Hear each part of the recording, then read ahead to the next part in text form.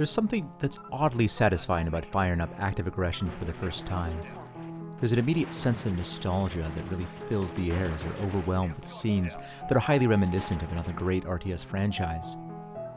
Of course, moving past the introduction and into the actual game itself, it's really apparent that active aggression isn't just betting its success solely on those sentimental feels either.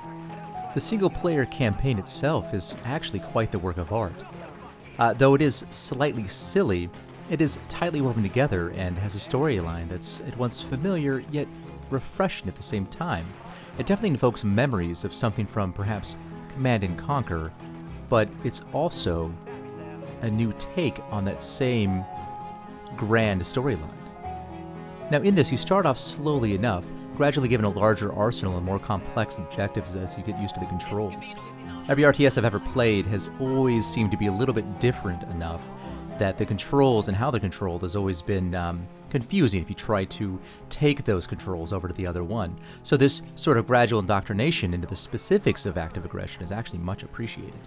Certainly the single-player campaign isn't exactly what this game is mostly going to appeal to, because while the story is silly, the campaign itself is going to be, of course, limited in what you're able to do.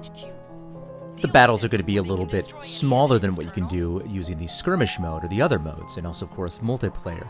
And so it's going to seem a little bit less exciting in the campaign mode because it does gradually build up and you're slowly able to use more and more units and more powerful units.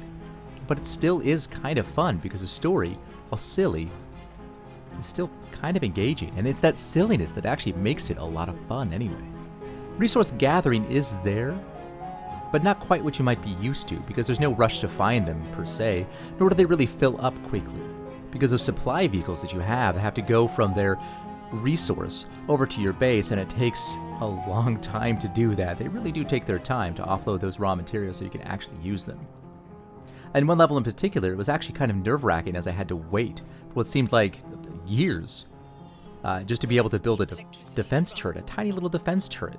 And that was only destroyed moments later by an onslaught of helicopters and other enemy units. And of course the suspense there was actually glorious. It was fantastic. And I enjoyed it quite a bit. And even though it was frustrating, I wasn't exactly mad or angry afterwards. Even though I was destroyed and I clearly lost the mission, it was still fun.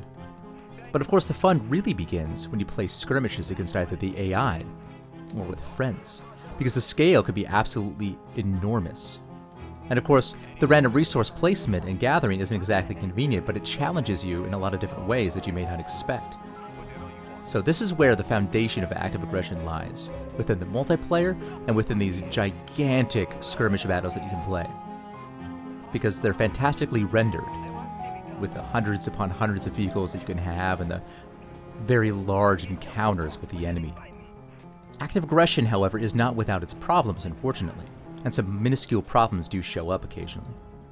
Such as in skirmishes, the opposing AI doesn't exactly always expand past the initial resources sometimes, meaning that it was actually kind of incredibly easy to win those matches, almost too easy.